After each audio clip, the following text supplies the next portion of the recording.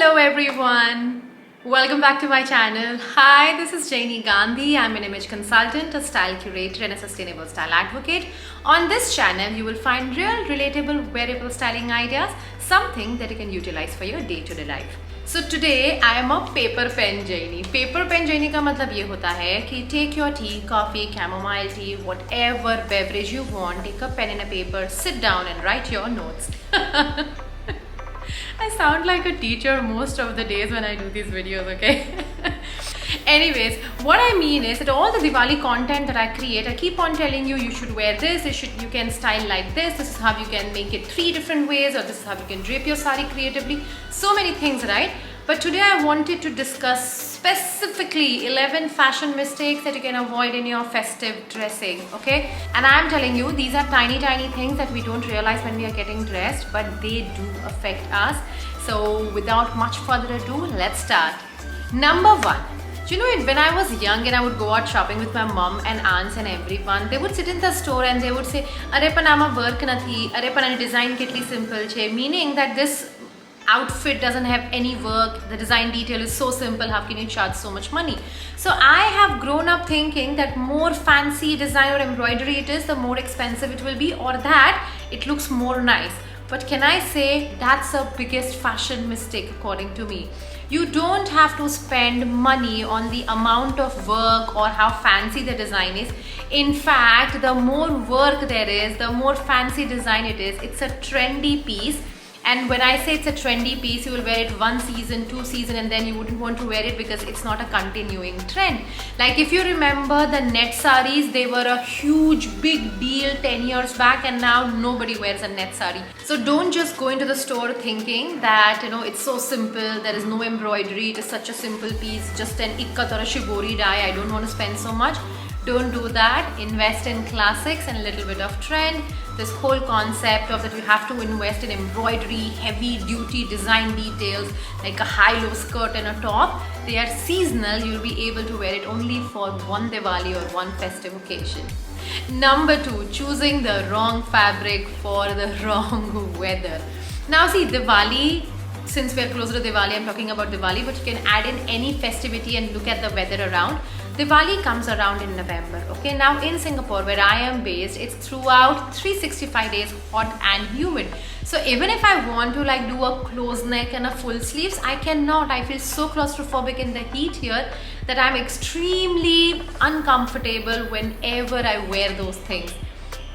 Say in Bombay, November is a good chill down period. Delhi, the November is going to be fun. Similarly, if you're staying in the US or Canada, it might start getting, you know, it's the fall season, it might start getting a bit chilly. So depending on what area you stay, you will choose the fabric according to that weather. The next one is the occasion that you're going for and who you are meeting. For example, in my case, when I'm out at a relative's house or I'm going out with parents or my in-laws, I'm absolutely not comfortable with deep neck blouses or strappy tops. And when I say occasion, I mean by whether it's a Diwali puja, whether it's a card party, whether it's a morning event or an evening event. Because, for example, card parties are more fun and chill, so you could do like a fusion where you're comfortable to sit down. And Diwali parties are more traditional, so bring on that traditional attire that you've always wanted to wear. Your bangles, your bindis, whatever you want to do, you could do it. So understand the occasion and who you are meeting. It will make your life easier. You want to enjoy the festivities. You don't want to be constantly, oh, I'm not comfortable, oh, this is this is that, okay? The next one is the inner wear. I have done tons of videos on lingerie on YouTube and Instagram both, and yet I'm repeating here that whenever you're wearing a sari and if your petticoat is not, for example, if you're wearing a purple sari, a green sari, and then you do a white petticoat, that is exactly clashing to your sari. That doesn't give a neatness to your sari. So don't compromise on such tiny details. So the color of petticoat has to be matching to your saris if you're going to wear a sari. Next comes inner wear. Whenever you're wearing, say even for this one, this is so light. If you are going to wear something which is lighter in color, then always prefer a nude bra, a nude color bra. And if you're wearing something darker in color, then you wear a black color bra. Also, when you're wearing something that requires a slip, so in this case the fabric is not as transparent, but mostly in these kind of chikankari dresses, or mostly in these the softer georgettes which are transparent, in such a case don't just have a standard white slip to go with everyone. You need the same color of slip as the kurta, and please don't wear a half slip, that you just wear a half slip and then your pajama is there. No, if you need the neatness of your outfit, you need a full slip with your outfit, not a half slip, and that full slip has to match your kurta. Okay? The next one is the color combinations. I have seen so many people playing safe with their outfits during festivities. Now, festivities is all about color, right? It's not like an office thing that you have to be formal. You can only wear your black, grey and white. So for festivities also, you could do so many colors. Go to my earlier videos. I've explained how to use the color wheel. Even in the sari videos, I've done 2 sari videos on how to utilize your regular tops for your current saris. On that, I've explained the color wheel. As you can see the example here that I'm adding, this is a simple red kurta. What I have done is the dupatta is extremely heavy, so I picked the colors of the dupatta. I wore the classic red simple kurta. I took the dupatta and now I took a color from the dupatta, so that's why the blue pants, and the whole outfit feels like that teal blue, the red and the dupatta and everything syncs together. So don't be afraid to use color combinations. Okay, color is an absolute amazing topic. If you want to know more, I have a course on color and styling. You could just go to my website. I'm going to link it below. You'll get a discount and enroll for it. The next mistake to avoid is adding too many details when you are wearing fusion wear. Now, when you're doing a fusion wear, say for example, you're wearing skirt and a shirt, or you're wearing sari and a crop top, you're doing a fusion wear. Let that fusion wear shine. Don't do too many colors, don't do too many design details, don't do too much accessory with your hair and makeup and everything. Let the fusion shine, and when you keep everything else subtle, the fusion will shine. So don't just keep on adding elements. Always remember there has to be one hero of the outfit, and whenever you're doing fusion styling, the hero of the outfit is the fusion styling. And since we're on the topic of fusion wear, the next one is mistakes to avoid when you're wearing a crop top. If you're wearing a fitted crop top, it's almost like a sari blouse, so no mistake in that. But when you are wearing a loose crop top and a loose sari, just try and see if you can add a belt to it, because that will create a structure. By principle, sari has no structure. It's the top that defines the whole structure in the way you pin the sari. But when the blouse or the top is loose, that's when the sari is also not going to have a structure around your waist and your bust. So try adding a belt. The next mistake to avoid is don't wear a shirt with everything. I see this tons of videos on Instagram on people saying that let's wear this Sharara pants 3 ways, and they'll wear the regular top, then sometimes they'll wear the white shirt over the Sharara pant and just take a dupatta.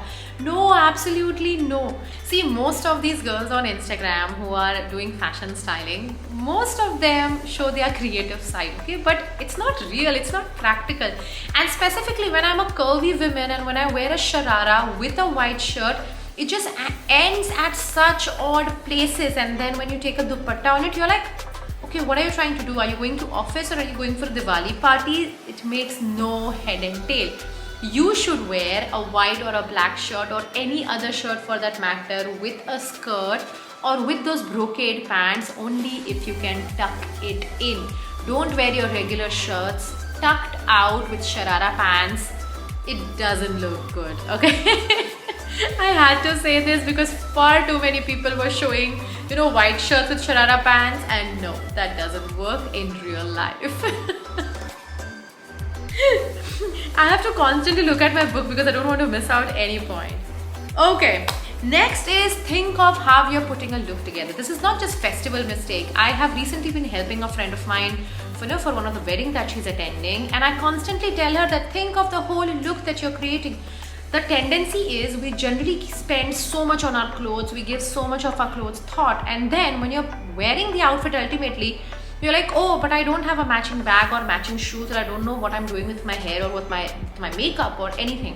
Whether you love dressing up or not, do remember one thing, that you have to put everything together before you actually can think about styling. In the sense that if you're just putting a sari and a blouse together and then you forget that, but I don't have any matching shoes, or I don't have anything which is a nice bag, I just have formal bags. You cannot take a formal bag to a glittery thing. The whole idea is, think of it as putting the whole look together and not in isolation that, oh, I have that bag, I'll do it, I have that earring, that I'll do it. You have to think of it in isolation of how you're going to do it. Alright? The next one is hair. Just avoid that clutcher and that hair tie. You're dressed so nicely, then I see so many people, they'll just take their hair, add a clutcher, and that's it. But that clutcher doesn't look good. Even if you want to wear a clutcher, invest in a good clutcher like a matte gold or a simple silver, something that screams festive. Don't just take your regular dirty hair tie and your clutcher and just wear it with that festivity. It's not going to look good, okay? The next one is makeup. I know a lot of you don't like putting makeup because I get so many of these DMs on Instagram that I don't like putting makeup. What can I do? I've done a video on 5 lipsticks that you need for your festive wear or just for the throughout the year, and you don't need a 6th one. Go to that video. I'm linking it here. You will get a list of lipsticks that you can invest for yourself. If you are someone who doesn't like doing makeup, I still like doing like a tinted primer, and if you're not wanting to do that as well, even then it's okay, but you need to wash your face, you need to moisturize your face, and preferably add a serum or an oil on your face for that suppleness of your skin. Don't just wash your face and leave. Whether you like doing your makeup or not, your skin should feel supple. So this is for those ladies who don't like doing makeup, because who love doing makeup, you only need to tone down and understand how much makeup is too much makeup. But the biggest mistake that I see in terms of makeup is people don't do anything. So they don't do the basic skincare as well, and you just walk out of the door and your skin is not going to feel supple, and it will feel dry, it will crack, and it's going to put the whole look down. Okay? And the last one is jewelry. I've kept the best one to it. Now when it comes to jewelry, people feel कि हाँ मैंने gold earrings डाला है तो I can do any gold necklace. No, it's not like that. It has to match. You can't do just any gold earring and any gold necklace. If it's a statement piece and you just put small pearl or diamond or gold studs, you don't need like a statement earring. Same, either or. But if you're doing both, you're doing a statement earring, you're doing a statement necklace together, then they have to absolutely be from the same pair. You cannot pick earring from some other thing and then necklace from some other thing and try and wear it. Okay, so that was it. 11. I'm sure they were useful. Please remember, these are really extremely simple points, but we overlook them, and because we overlook them, we're like, ab pata nahi kya karna hai, okay? Not going to take much of your time because I know this video was absolutely big. So do write in the comment section which is the fashion mistake that you have been doing year after year, and this video has helped you open your eyes. Okay, till I see you next time. Bye bye, and enjoy your laddus, your chorafali, fafda, mathia, whatever you eat, gujiyas, everything. Don't think about diet, don't think about your weight. Diwali comes once a year. Have fun with your family and friends. Bye bye. Oops, if you have liked what you've seen so far, please give this video a big fat thumbs up. ये नहीं होता है मुझसे हर बार. So please guys, I see that 40% you are not subscribed. You keep on watching the videos continuously but you don't subscribe. Please guys do that, it motivates me, alright? Bye. Final.